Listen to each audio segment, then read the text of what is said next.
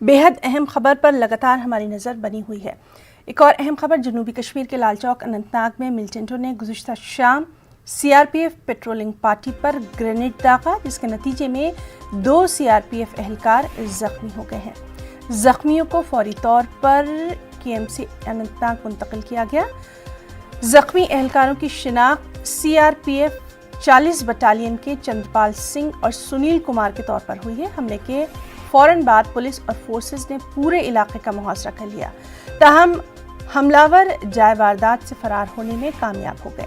Police ने इस ज़िम्न मामला दर्ज करके मफरूर मिलिटेंटों की बड़े पैमाने पर तलाश शुरू कर दी है।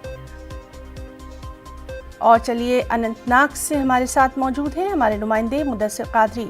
मुदस्सिर, इस वक्त की ताज़ा सूरत हाल आपसे जानना चाहेंगे। अभी क्या कुछ वहाँ पर सिक्योरिटी की सूरत हाल? जी बिल्कुल हिना, मैं आपको बता दूं कि ये जो हमला है ये उस वक्त अंजाम दिया गया जब सीआरपीएफ 40 बटालियन की एक पेट्रोलिंग पार्टी थी और वो मामूल की ड्यूटी से वापस लौट रही थी। तो इस बीच लाल चौक के मकाम पर मिलिटेंट जो वहां पर शायद ऐसा बताया जा रहा है कि पहले से ही ताक में थे, मौजूद थे, तो उन्होंने इस सीआरपीएफ पेट्रोलिंग पार्टी पर ग्रेनेड दागा, जिसके नतीजे में 2 सीआरपीएफ एहलकार जख्मी हो गए और उनको फौरी तौर पर जो गवर्नमेंट मेडिकल कॉलेज अनंतनाग है वहां पर मुंतकिल किया गया। हालांकि डॉक्टरों का कहना है कि दोनों की हालत जो है अभी कम है, तो इस वक्त की तशवीश की बात नहीं है। तो दूसरा वही बात जो सिक्योरिटी से या फोर्स की अगर हम बात करेंगे तो हस्ब मामूल उन्होंने इलाके का मुहासरा किया, लेकिन जो अंधेरे का फायदा उठाकर जो मिलिटेंट वहाँ पर थे, जो हमलावर थे, तो वो फरार होने में कामयाब हो गए। तो कुल मिलाकर जो अगर देखा जाए तो ये हालात काफी वहाँ पर बने हुए थे, लेकिन काबू में है। तो कल शाम से जो की तलाश है वो बड़े पैमाने पर शुरू कर दी गई है।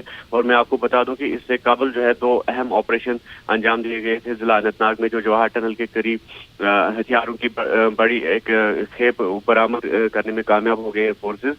तो उसके बाद जो आकूरा मटन का एक इलाका है वहां पर भी एक मुश्तरका ऑपरेशन के तहत 2 मिलिटेंट ग्राउंड वर्कर्स को जो है गिरफ्तार कर लिया गया था और जिनके कब्जे से भी भारी मिकदार में हथियार और गोली बारूद जो है वो बरामद करके जब्त कर लिया गया था। तो उसके बाद ये हमला अंजाम दिया गया, क्योंकि सिक्योरिटी के एतबार से भी अगर देखा जाए तो लाल चौक का एरिया जो है काफी सेंसिटिव माना जाता है।